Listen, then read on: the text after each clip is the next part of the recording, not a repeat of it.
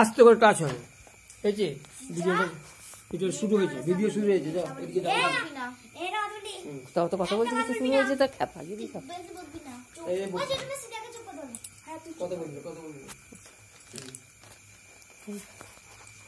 এর আগে আমরা যে ভিডিও তোমাদের শিখিয়েছিলাম, বি ভার্বের পাস্ট রূপ পর্যন্ত শিখিয়েছিলাম, আই ওয়াজ, উই ওয়ার, যেটা আমরা শিখিয়েছিলাম। এরপরে আজকে আমরা বি ভার্বের ফিউচার রূপটা শেখাবো। ফিউচার রূপটা কেমন তোমরা জানো? শ্যাল বা উইল দিয়ে হবে। শ্যাল বা উইল। শ্যাল বানানটা কি?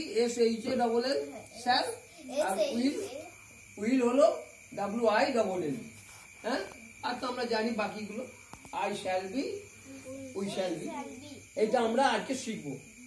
হ্যাঁ, ভবিষ্যৎকালে কেমন থাকবে? বাংলার শেষে কেমন ব বা বে যোগ থাকবে।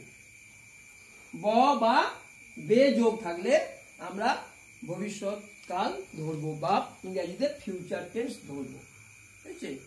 ঠিক আছে, আমরা সকলে মিলিয়ে আমরা শিখবো। আমার সঙ্গে তোমরা সবাই বলবে, I shall B,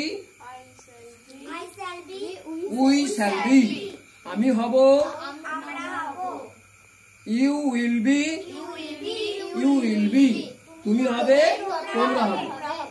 he will be, they will be. সে হবে, তারা হবে। হাসিস কেন রে? I shall be, we shall B.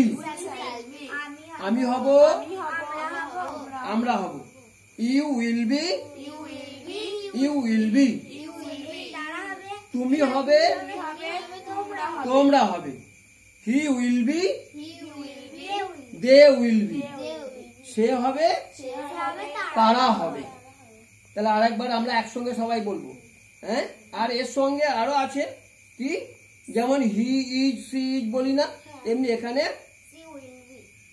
C will be or it will B.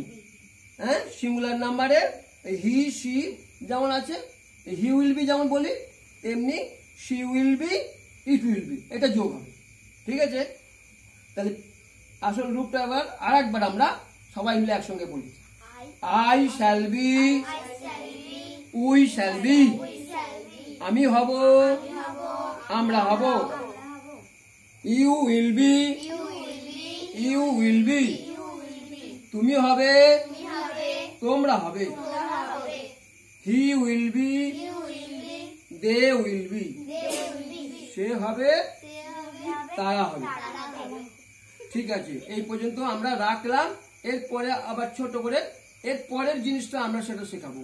এইটাই আজ পর্যন্ত রাখলাম।